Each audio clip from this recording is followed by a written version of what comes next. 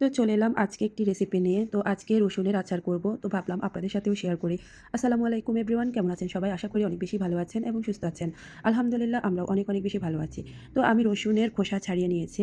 তো আমি এখানে প্রায় ২ কেজির মতো রসুন নিয়েছি। তো এখন আমি আচারের জন্য শুকনা মসলাগুলো নিয়ে নেব। তো এখানে আমি নিয়ে নিয়েছি আস্ত জিরে ২ চা চামচ। তারপরে আমি এখানে ৫ চামচের মতো পাঁচফোড়ন নিয়েছি। এখানে আমি শুকনো মরিচ নিয়েছি, এলাচ, দারচিনি এবং তেজপাতা নিয়েছি। এরপর আমি নিয়ে নেব হলুদের গুঁড়ো, জিরের গুঁড়ো, মরিচের গুঁড়ো। আর লাগবে সরিষার তেল। তো আমি এখন সরিষার তেল দিয়ে দেব।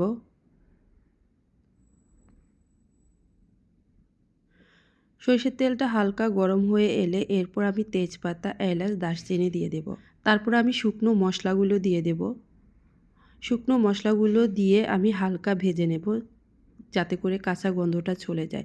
আর এই আচারের মধ্যে আমি একেবারে খুব অল্প পরিমাণে মশলা দিয়ে করব, কারণ অল্প মশলা দিয়ে আচার করলে খেতে অনেক বেশি ভালো লাগে। তো তারপর আমি দিয়ে দেব রসুন বাটা, আদা বাটা দিয়ে আমি আবার কিছুক্ষণ নেড়ে চেড়ে নেব। তারপর আমি দিয়ে দেব হলুদের গুঁড়ো, মরিচের গুঁড়ো, জিরের গুঁড়ো। এবার আমি সব কিছু খুব ভালোভাবে নেড়ে চেড়ে দেব, হালকা ভেজে নেব। তো মশলাগুলো ভাজা হয়ে এলে এরপর আমি রসুনের কোষগুলো দিয়ে দেব। তো রসুনের কোষগুলো দিয়ে আবার মশলার সাথে খুব ভালোভাবে মিক্সড করে নেব। এরপর দিয়ে দিব ১ চামচ চিনি, এরপর স্বাদমতো লবণ দিয়ে আবার ভালোভাবে নেড়ে চেড়ে নেব। হালকা সিদ্ধ হয়ে আসা পর্যন্ত নেড়ে চেড়ে নেব। এরপর দিয়ে দেব তেঁতুলের রস। তো এই রসুনটা এত মজার হয়, অল্প মশলা দিয়ে আপনি যে কোনো আচার করবেন খেতে অনেক ভালো হয় আর স্বাস্থ্যসম্মত আচার হয়। এ আচার আপনি যে কোনো খাবারের সাথে খেতে পারবেন। তারপর আমি দিয়ে দেব চিলি ফ্লেক্স। এরপর আমি আবার কিছুক্ষণ রান্না করে নেব। ২ থেকে ৪ মিনিট আমি রান্না করব। আর বেশিক্ষণ রাখলে বেশি নরম হয়ে যাবে। তো তার জন্য আমি আর ২ থেকে ৩ মিনিট রেখে তারপর আমি নামিয়ে নেব। তো এই যে আমার আচার হয়ে গেছে।